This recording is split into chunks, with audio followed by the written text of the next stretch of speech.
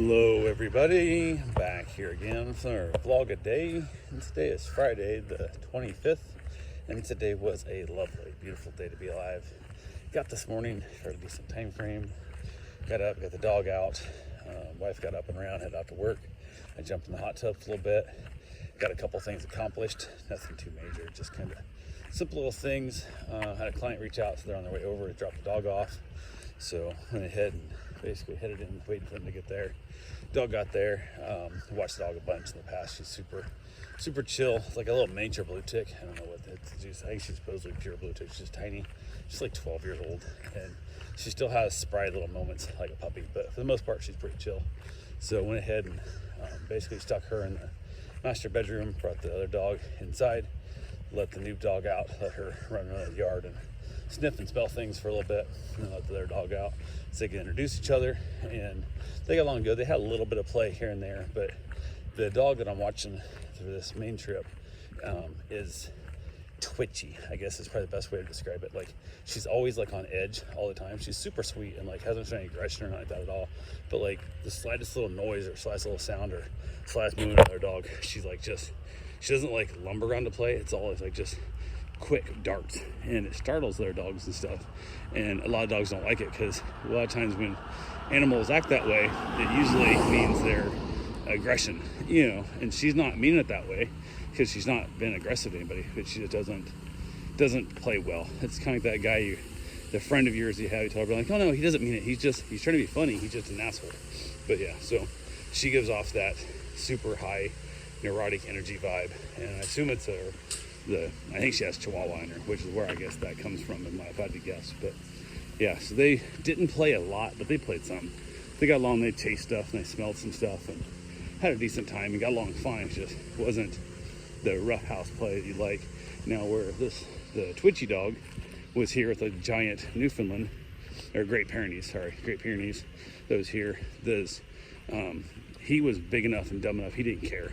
This dog was giving off signs of, high energy, nervous, scared, energy and stuff, because he's gigantic and he's like 145 pounds or some crap, and he knows nothing a little dog can do can hurt him. So he was super chill with playing rough and having a good time and all that fun stuff. So that worked out real well, but he's gone now. So she's getting a lot of pent up energy, and then she gets even more frustrated when the dogs won't play with her, so she starts running like hot laps around the yard and that, and it's pretty funny. She kind of does like Great Dane zoomies, but so yeah, we had a good time hanging out, just kind of chilling out for the day. Everything went well.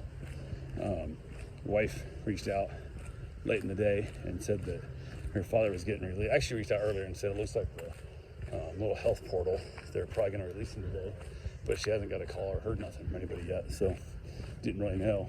And went ahead and they went ahead and finally did let her know he could go home. So she left work a little bit early to go get him, and asked her if she wanted to come home and get the Ford instead of picking him up in the Lexus. She goes, no, I'll bring him home in the Lexus. I'm like, okay, because I wasn't sure how hard it is for me in and out of that car. So I was going to take the Ford up and swap with her, but didn't need to. So she went and grabbed him. Then I went ahead and got a couple of other things done. It was getting late enough, I wanted to get my run in, but didn't want to leave the dogs like out.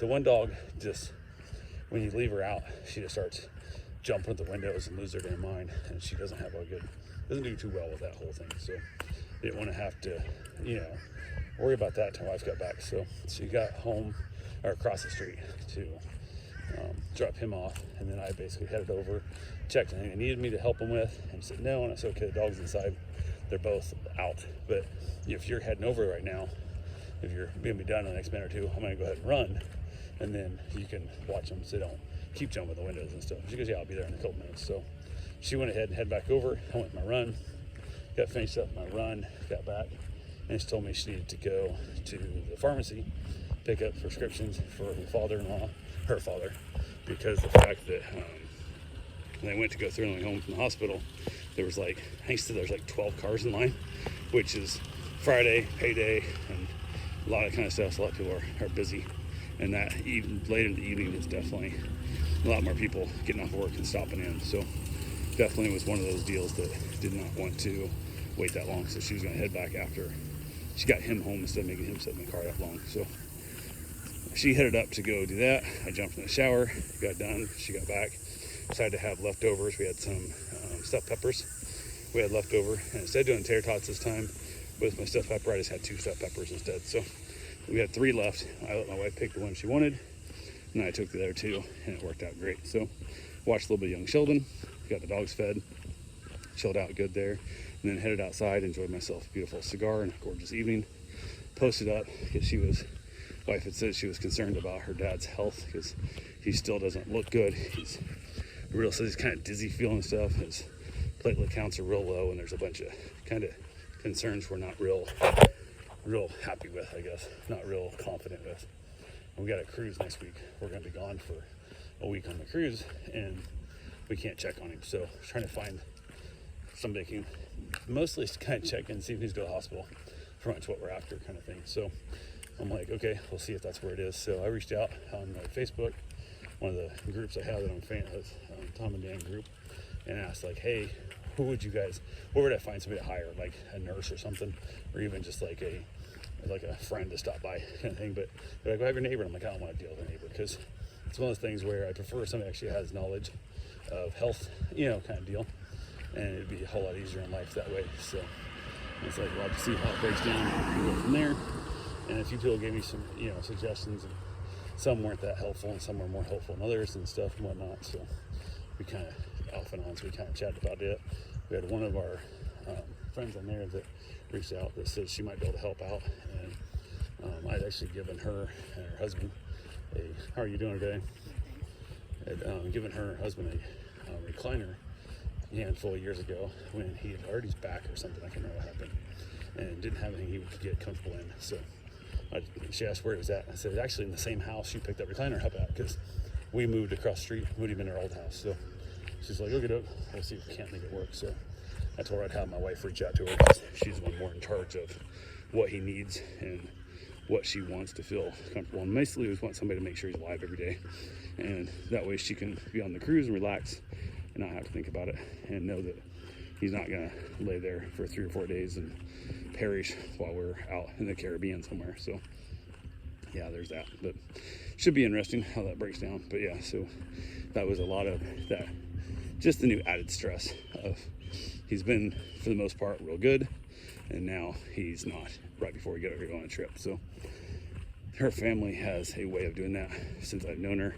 Seems like every time we have a trip planned, or even just a simple day at SeaWorld, we'd be out having a good time, and we get a phone call from one of our family members that some shit popped off sideways. That just, it seems like they have some kind of weird sixth sense. Not even often, like they wouldn't even know we had a trip planned or we were out having fun, and they could somehow just, we'd even have that weird like stint where nothing bad happened for a while, and I'm like, oh, something bad's gonna happen, and then we go do something fun, something bad would happen. So it seems to be ability that her family has to basically add a bunch of stress to her right before she's trying to take and do something fun. So why would it change now?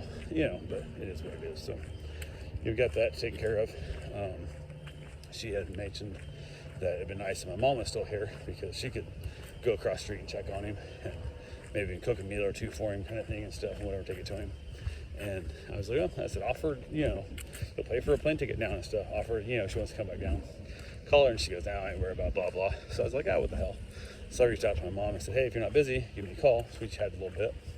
And then I kind of brought up that fact of how if she'd be interested in coming down, we'd be happy to accommodate her and cover all the costs and stuff.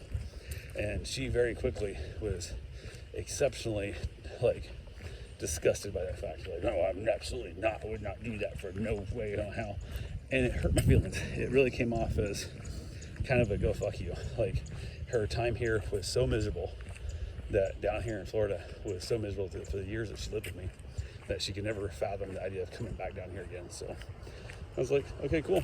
Makes it easier for me to move on with that whole process. I'm not worried about it. So yeah, I'm like, fuck it, not my concern. So now we're just hoping that our, like I said, the nurse friend she'll be able to take care of it.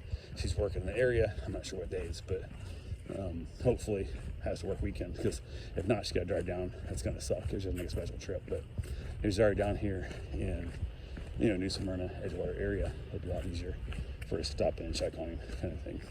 Just make sure he's still alive every day. That's mostly what we're after. So I told the option is, I said, you got to give him 2 different people he's got to call every day, twice a day, and tell him that if he doesn't call these people twice a day, and then we're going to call for a wellness check, and then kick his door in, and then take him to, psych ward or assisted living. He's going to live in assisted living forever.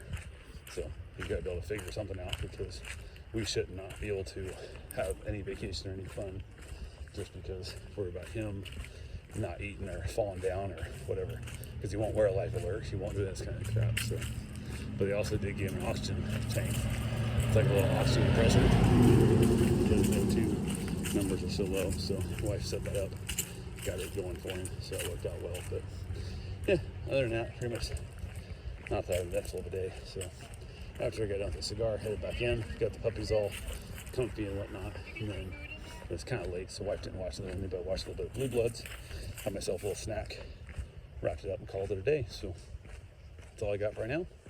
I'll talk to you guys tomorrow. Have yourself a safe, wonderful day. Thanks for watching.